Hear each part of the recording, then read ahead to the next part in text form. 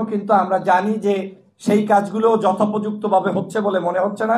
আমি প্রস্তাব তুলেছিলাম যে বাংলাদেশ সরকারের 1 বছরের একটা বাজেট পরিমাণ অর্থ যদি প্রয়োজন হয়, অথবা একটা পদ্মা সেতু পরিমাণ অর্থের প্রয়োজন হয়, কিংবা হাসিনা পরিবারের দুর্নীতির টাকা পরিমাণ অর্থের প্রয়োজন হয়, তার আগে সেই টাকা দিয়ে আমার এই ভাইদের সুস্থতার জন্য সর্বোচ্চ চিকিৎসা নিশ্চিত করা আমাদের উচিত ছিল। আমি আজকের এখানে ইতিহাস মুছে যাচ্ছে কথা উঠছে, ইতিহাস সত্যিই মুছে যাচ্ছে। আজকের হয়তো ওসমান হাদি সাহেব একটু আগে বললেন যে একটা কলেজের সামনে থেকে এসেছেন, আজকের সেই কলেজের সাদা কালার দিয়ে আপনার সেটাকে পেইন্ট করা হয়েছে। ওই কলেজ চাইলে যদি তার ভিতরে বিপ্লবী চেতনা থাকতো, তাহলে বিপ্লবের ওই লেখনীগুলো সুন্দর করে আরো সুন্দরভাবে ওয়ালে খোদাই করে রাখতে পারতো, কিন্তু সেই চেতনা আমরা তাদেরকে দিতে পারিনি। নিশ্চয়ই খোঁজ নিয়ে দেখবেন কারো না কারো দুর্বলতার কারণে কিংবা কোনো আওয়ামী লীগ দোসরদের পরামর্শেই এটা মুছে ফেলা হয়েছে। আমি এটার তীব্র নিন্দা জানাই। বাংলাদেশের কোনো দেয়াল থেকে কোনো লেখনী যেটা শেখ হাসিনার বিদায়ের কারণে লেখা হয়েছে সেই জায়গা থেকে মুছে যাবে, সেটা আমরা চাই না। হোক সেটা বিএনপি আসুক, জামাত আসুক কিংবা অন্য সরকার আসুক, কেউ আমাদের এই লেখনীতে হাত দিতে পারবে না, সেটা আমি দাবি তুলছি। আজকের আপনাদের মাধ্যমে স্পষ্ট করে বলতে চাই, আমাদের সরকার আসলে বিপ্লব ধারণ করে কিনা।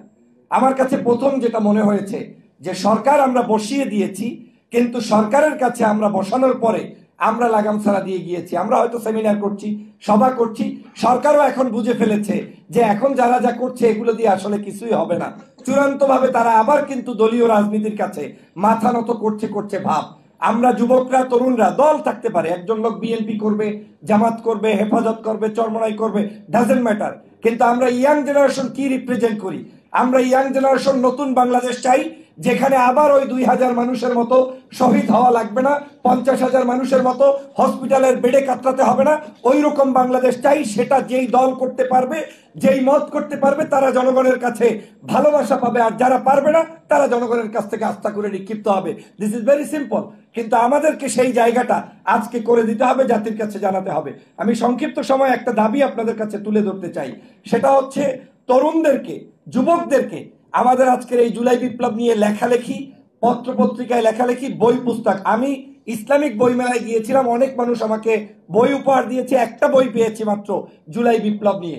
আমি আজকের এই মিডিয়ার মাধ্যমে সকলের মাধ্যমে অনুরোধ করতে চাই, আগামী বই মেলার পূর্বে অন্তত শত শত বই থাকা দরকার, কবিতা থাকা দরকার, এবং প্রত্যেকটি স্কুল, কলেজ, বিশ্ববিদ্যালয়, মাদ্রাসাগুলোতে জাতীয় কিংবা সামাজিক অনুষ্ঠানের শুরুতে জুলাই বিপ্লবের উপরে ভিডিও প্লে করা দরকার।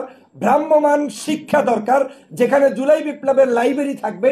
ওই লাইব্রেরিগুলো প্রত্যেকটি অলিতে গলিতে, জায়গায় জায়গায় যাবে এবং মানুষকে বই পড়ানোর জন্য উদ্বুদ্ধ করবে, এবং প্রত্যেকটি অনুষ্ঠানে আমাদের এই ভিডিওগুলো প্লে হবে। না হয় আমাদের এই বিপ্লব ব্যাহত হবে। আমি বিশ্বাস করি সংস্কার যা কিছু করি না কেন, সবার আগে সংস্কার করতে হবে যুব সমাজের দাবি এবং প্রত্যাশা। আগামীর বাংলাদেশ সুন্দর হোক, আগামীর বাংলাদেশ ভালো থাকুক, সেই প্রত্যাশায় শেষ করছি।